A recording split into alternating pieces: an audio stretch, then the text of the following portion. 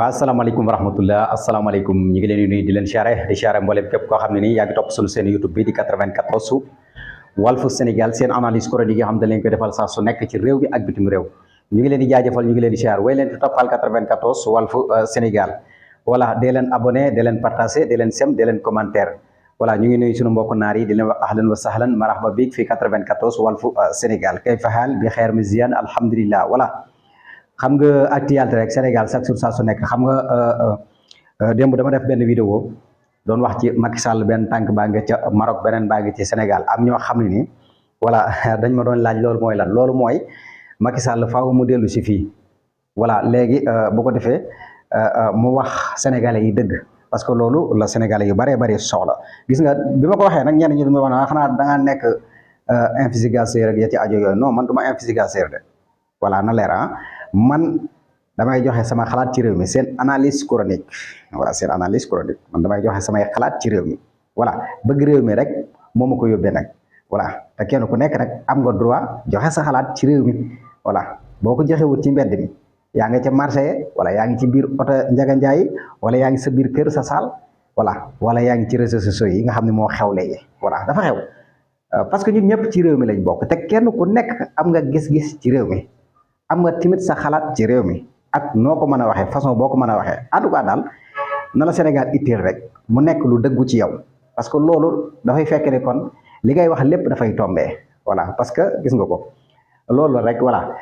loolu tamit danañu poussé bu baax a baax ñu gën a def ay recherche gën a def ay gëstu bu baax ñu doon gëstu naam di def ay recherche bu baax voilà di gëstu ndax suñu réew moo nu ko jaral ndax kenn ku nekk ak lan la jaral am na ñoo xam footballeur yi la ñuy gëstu am na ñoo xam ne wala mbëri lamb yi am na ñoo xam ne wala basketteurs yi wala kenn ku nekk rek wala ak li la itteel quoi voilà kon nañu xam loolu bu baax a baax en tout cas daal kenn warutut a toog ni yàcc yàccaaral mënatoo xam dara lu xew si sam réew nekk ci réew ba ba pare xamoo lenn lu ndox ci réew bi moom loolu moom wax dëgg fa yàlla moom vraiment neexul quoi voilà. saa su nekk moo xam mag moo xam ndaw moo xam góor moo xam jigéen toll nañ ci monde boo xam ni chaque jour saa su nekk normalement da ngaa war a xam lii xew ci àdduna bi yombul nag naam waaye rawatina lii xew ci sa biirum réew voilà kenn ku ci nekk nag moo xam mag nga moo xam ndaw nga moo xam jigéen nga moo xam góor nga kenn ku ci nekk am nga droit xam lii xew ci sa biirum réew ndax léegi yaakaar naa moyen de information yi waxoon naa ko dinaa ko waxaat mi ngi ci biir réew mi voilà. kon yaakaar naa réseaux sociaux yi ku bëgg a xam da nga xam groupe panel yi nga xam ne voilà sama classe bi nga xam ne voilà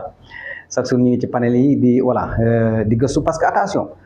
léegi moyen de communication la adduna bi moo toll foofu noonu kan yaakaar naa ne Sénégalais yëpp dañoo dëppoo ci Macky Sall la ñëw leeral quoi voilà ma Farba mii nga xam ne ni wax dëgg yàlla mi ngi ci guddi gu bët setagul moom xam na ni wax dëgg yàlla bu nekk ko kirtim dana am ñeneen ñoo xam ne loolu lañ ci bëgg parce que ñun Sénégal heure bi dafa waroon a fekk tey ji Sénégal romb fii ci ay mbiri hôpital ak ya ci aju sa waay ay waxu fajoog ya ci aju heure bii dafa waroon a fekk Sénégal romb foofu noonu mais tey la Sénégalais yi gën a sonn bu ñu demee ci hôpital yi tey la Sénégalais yi gën a sonn ndax dundu gu seer tey la Sénégalais yi gën a sonn tey boo leen tegaloon visa Espagne suba ñu dem bàyyee laa dëkk bi mais loolu aywa ñan la du ñii voilà dañoo waroon a def ni Assane 2 def man chaque jour damay joxe exemple ci Maroc Assane 2 dafa defar ba mu baax gis nga ko doomam ñëw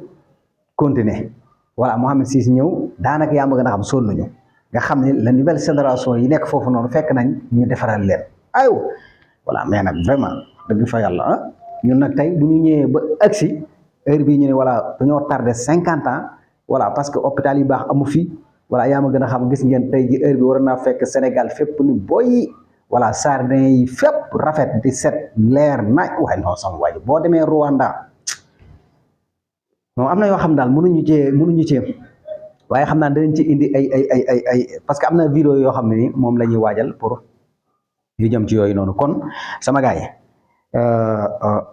lu neex du doy man dinaa ñëwaat ak ay vidéo yoo xam ni faaw rek ñu indi dëkk yi nga xam ne ni dañoo développé diggante 90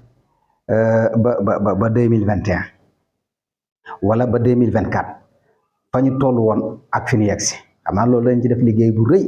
waaye incha allah rabbi danañ koy jàllale mais nag buñ koy jàllale photo yi rek la ñuy teg voilà waaw koy parce que xam nga yaa ma gën a xam voilà kon